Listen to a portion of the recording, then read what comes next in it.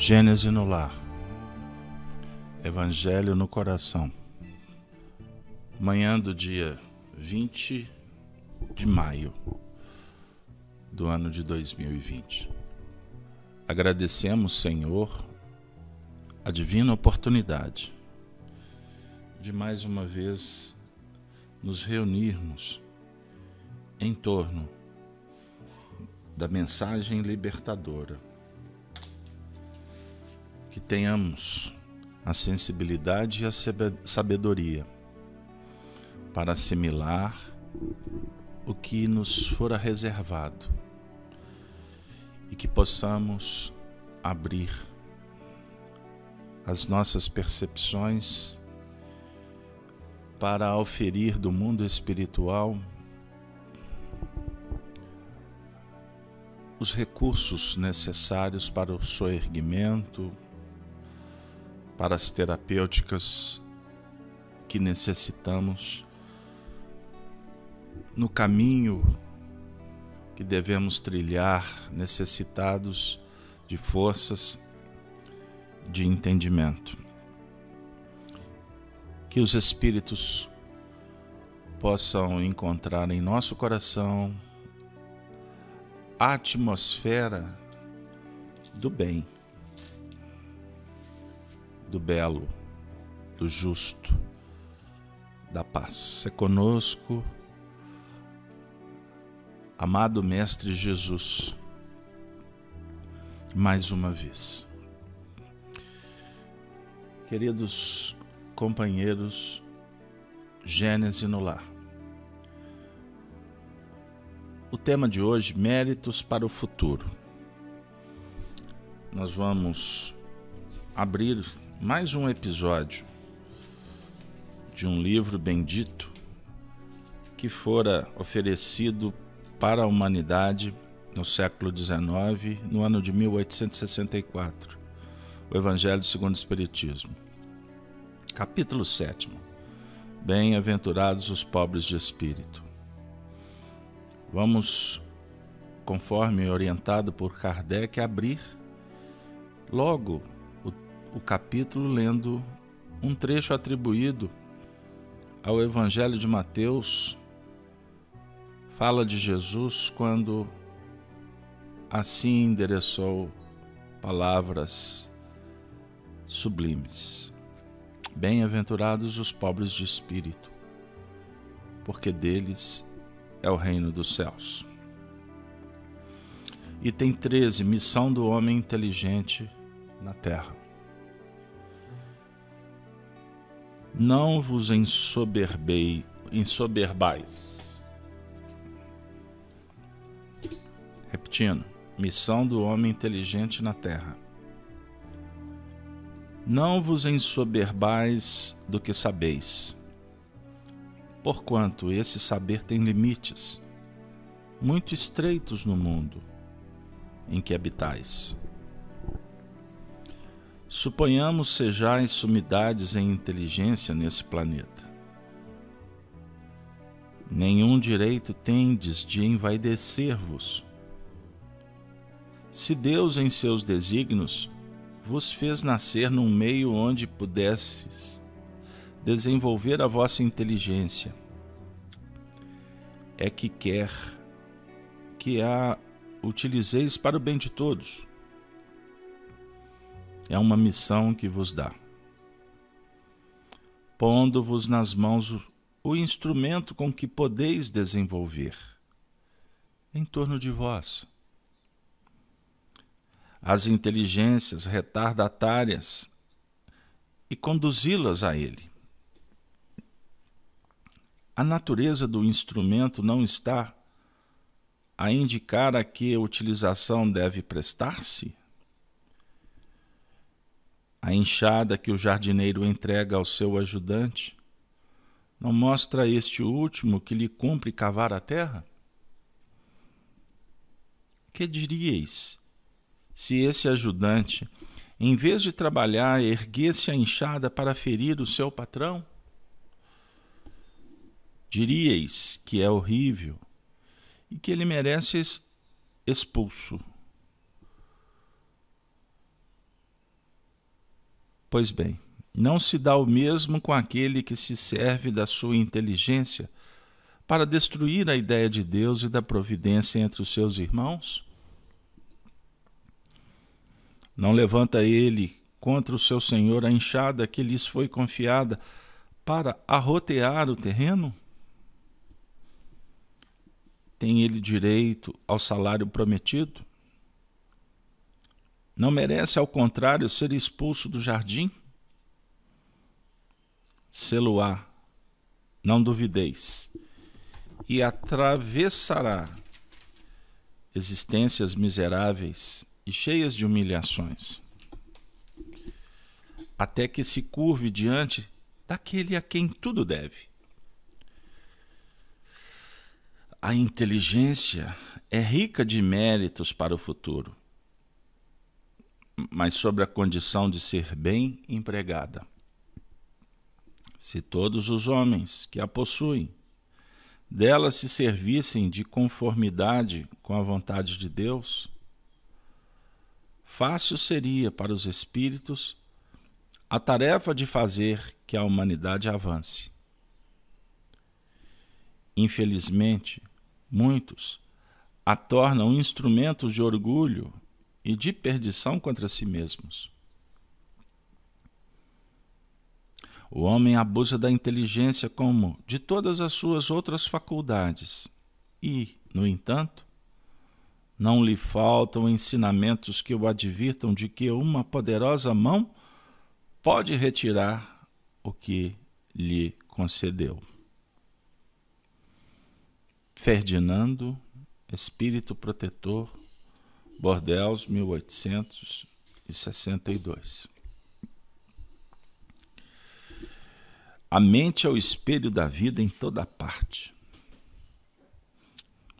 Ergue-se da terra para Deus sobre a égide do Cristo. A feição do diamante bruto, que é arrancado ao ventre obscuro do solo, avança, com a orientação do lapidário, para a magnificência da luz. Afirma Emmanuel no livro Pensamento e Vida, na primeira lição intitulada Espelho da Vida. A mente. O nosso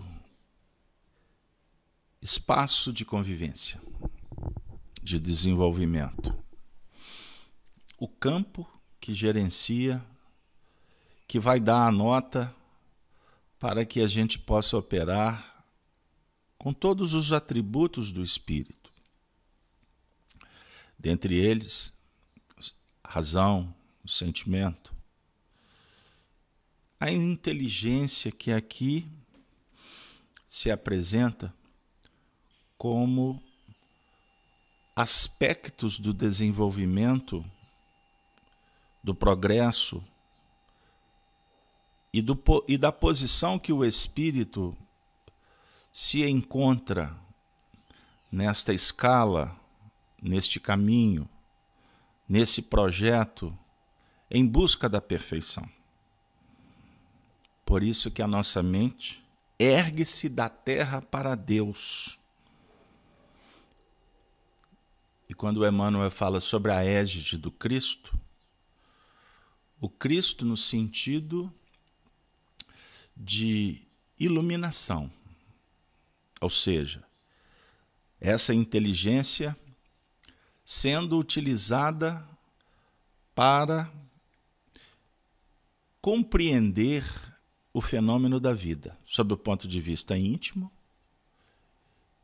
e de fora. Lidar com dados, com informações, com experiências, com memória, requer a inteligência. A ciência, hoje, nos apresenta a inteligência sobre vários ângulos. E nunca fica caro repetir, apenas para efeito didático no nosso contexto, que temos a inteligência emocional, a inteligência racional, a inteligência social, a inteligência, portanto, relacional, a inteligência do trabalho, da sua profissão, a inteligência na administração da saúde, do corpo, a inteligência ecológica para os idealistas, inteligência política, não partidária, da política divina, de procurar sempre trabalhar os seus anseios, os seus diálogos, o seu envolvimento no contexto planetário, familiar e espiritual, procurando trabalhar sempre na linha do meio, do equilíbrio, não permitindo polarizações extremas. Porque a paixão, quando não governada, ela, na verdade, passa se torna uma força poderosa que como que assola, constrange, manifestando de toda maneira para que percamos o foco principal. Chegar cada vez mais próximos do Mestre, aquele que já possui autoridade, aquele que se torna um jardineiro, o jardineiro que cuida. Ferdinando usa neste texto o símbolo do trabalhador que vai cavar a terra. Ele não pode usar a enxada contra o Senhor. A enxada é para sulcar a terra, prepará-la, adubá-la. E não foi à toa que o protetor usou essa imagem, uma vez que Jesus faz uma alusão ao reino de Deus que é edificado no coração. O coração é uma terra que precisa de ser trabalhada. Temos que lidar com o que a terra oferece. Se ela se ela está árida, tem que ser tratada. Água, adubo, ela tem que se movimentar. Lembrando que no subsolo nós encontraremos o necessário para que a semente cresça. Nos faz recordar da parábola do semeador. Então temos que preparar a terra para jogar a boa semente, sabendo que a semente pode cair na beira do caminho, no pedregulho, nos espinhais, que representam aspectos da nossa intimidade. Orgulho, egoísmo, a produção será uma produção que não vai nos atender mais. Porque já descobrimos que aquele espaço não vai oferecer vida. Ele é ilusório. A resposta é doída, desilusão, dores, decepções, não é isso? Então nós temos que escolher uma terra que possa ser arada. Aí eu convido vocês ainda a pensar que no nosso mundo íntimo existe aquela terra que tem condição de ser trabalhada e outras não. A definir que a inteligência, bem utilizada, vai se caracterizar como aquele movimento que nos ajuda na seleção. E selecionado, vamos operar com a boa vontade. Ou seja, ali dá para trabalhar, vamos lá. Mas vamos mesmo, apresentando um projeto de vida, sabendo que a duras penas, com muito esforço, não sendo esforçado, mas aplicando o esforço, porque o esforçado mundo apresenta uma gama enorme de exemplos. O mundo íntimo, ele apresenta muitas histórias nossas de tarefas que fomos medianos, fomos apenas esforçados. E não conseguimos muita coisa. Mas na nossa intimidade também vamos encontrar histórias de conquistas, realizações. Então, temos que aprender a olhar para essa terra para recolher o que foi bom, o que foi menos bom. Sempre com expressões de material para serem trabalhados. Mas voltando, aquela terra que não dá para ser arada, nós temos que ter paciência. Porque um dia será. E possivelmente será, quando possível, em função da terra boa que já dá para trabalhar. Ou seja, aqui o Senhor está nos chamando para realizações que possuem uma possibilidade maior de produção de alimentos substanciais. Então vamos lá. E quando essa terra for extremamente produtiva, naturalmente ela vai influenciar para que um outro território também o seja. Nós temos na atualidade a tecnologia. Hoje, no século XXI, por exemplo, quando a gente debruça sobre a história de Israel, nós vamos encontrar elementos suficientes para concluir o que seja isso. A inteligência humana produzindo alimento no meio da terra árida. Encontraram tecnologia para fertilizar, para colocar água. Isso fala muito daquela história do Antigo Testamento que Deus faz da pedra um manancial de água.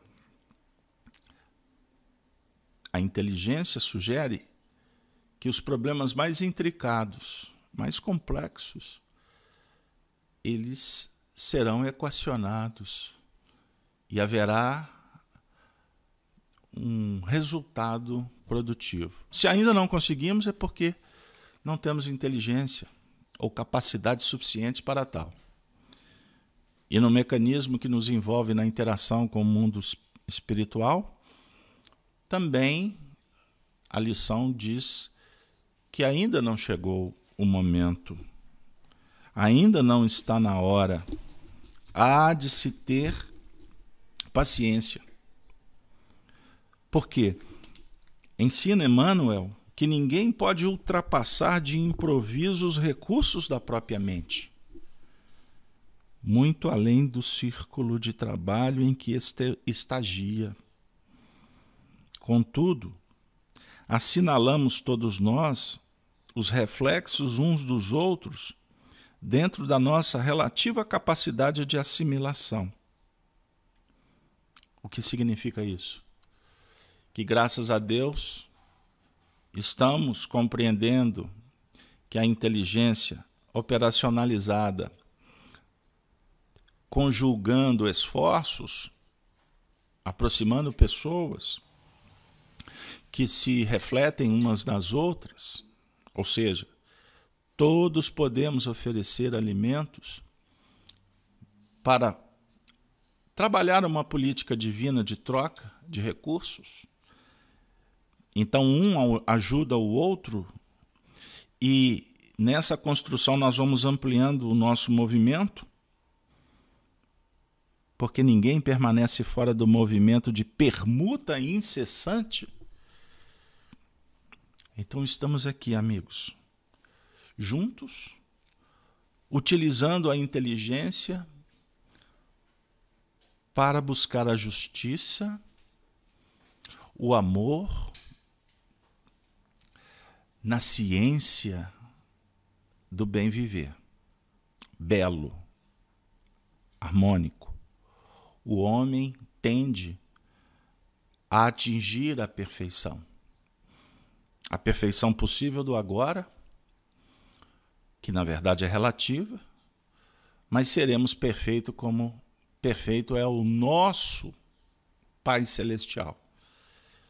Alguém pode achar estranho. Como ser perfeito se somos imperfeitos? Na verdade, nós não somos imperfeitos. Nós somos uma obra perfeita. Sob o ponto de vista que Deus nos criou com todo o potencial e, portanto, com o potencial da perfectibilidade. O que significa isso? A obra de Deus, ela é extraordinariamente bela. Deus não cria nada imperfeito. Nós temos imperfeições. E o que seja, quais são elas? As imperfeições que nós desenvolvemos. Então nós temos que trabalhar para fazer o que é imperfeito, perfeito. Não sei se vocês compreenderam. O egoísmo, o orgulho, fomos nós que instauramos dentro da gente. Porque se você observar uma flor, ela é perfeita. Na dinâmica da sua possibilidade. O seu cãozinho é perfeito. A natureza é perfeita. Então nós temos que descobrir essa perfeição, esse germe que está dentro. Então, quando você se sentir incapaz, respire fundo. Procure sentir o universo a partir da expansão da sua consciência. Escute o silêncio do amor divino, porque ele vai te preencher. E você terá forças e entendimento para observar que é necessário fazer com que a máquina funcione. Ela está dentro de você. Ela precisa que a vontade aperte o botão player, comece, liga, como a gente ligava os equipamentos antigos. Mas você tem que colocar o plug na tomada. Ou seja, estabeleça uma boa sintonia com as faixas do bem. Lembre-se de Jesus. E quando assim o fizer, a energia vai fluir pela tomada, vai chegar no equipamento e essa engrenagem vai voltar a funcionar. E você vai escutar o barulho. Você vai sentir o movimento, a vibração. Aí você vai respirar fundo e falar assim, agora vai. Obrigado, meu Senhor da vida, por mais esse dia. Que eu possa sair no mundo e cumprir a minha tarefa diante da tua obra divina. Uma coisa que pode, sim, fazer com que a máquina pare.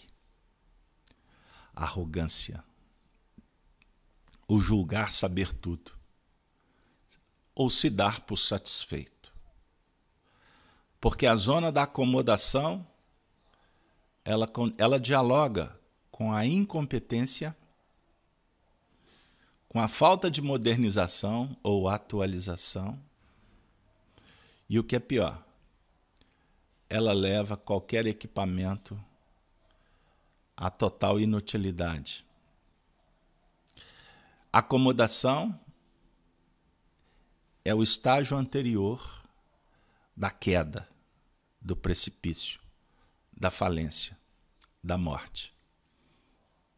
Por isso, nós vamos lembrar que o sonho é para ser sonhado. Que o Evangelho possa favorecer para que a gente alimente, regue os nossos sonhos.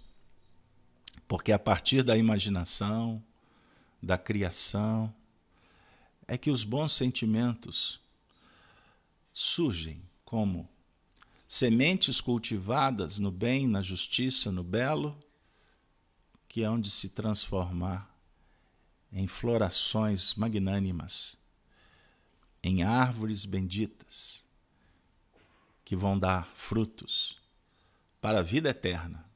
E nós nos alimentamos dos frutos, não esqueçamos. Nós precisamos deste alimento que aqui, poeticamente, vou tratá-lo como amor. Produz amor, que você jamais terá fome. Porque o amor é o alimento das almas, numa expressão filosófica belíssima, que está registrada no livro Nosso Lar, corroborando na interpretação do que o pastor das ovelhas, certa feita, nos ofereceu como um manancial que alimenta para a vida eterna. Jesus de Nazaré disse: eu sou o pão. Quem se alimenta jamais terá fome. Eu sou a água. Quem bebe jamais terá sede. E de sede, a água representa a vida, a renovação. Quando Jesus se refere ao mecanismo que atende à sede da alma, ele se refere, por certo, ao sentimento. Pois ele veio nos ensinar que o amor é o caminho para a vida abundante. Emmanuel traz uma reflexão nesse contexto do nosso Evangelho, dizendo: se nós aqui estamos vivendo sitiados pela dor, pela aflição, pela sombra ou pela enfermidade, é necessário, queridos amigos e amigas, renovar o modo de sentir pelos padrões do Evangelho, para enxergar o propósito divino da vida e atuar em todos os lugares com justiça e misericórdia, sabedoria e entendimento. Compreendamos que a nossa inteligência deve ser utilizada para nos auxiliar com riqueza e adquirirmos méritos para o grande futuro. Tudo na terra passa, como o tempo, mas a renovação, ela depende exclusivamente do nosso movimento interior. Nesses dias, nesse instante histórico, o homem está sendo chamado para interiorizar, refletir. A máquina do progresso, ela está em pausa, mas nós já estamos observando que ela volta a funcionar a partir do momento em que abrirmos os olhos e utilizarmos das mãos para acionar os recursos que vão cuidar da terra do nosso coração. Está chegando a hora da renovação e mudança definitiva. Jesus nos ajude. Nós agradecemos a presença, o apoio. Que tenhamos bondade e sabedoria para fazer cada um a sua parte. Gênese no lar, Evangelho no coração. Tenhamos todos um dia de muita paz. Ave Cristo, Ave Cristo, Ave Cristo sempre.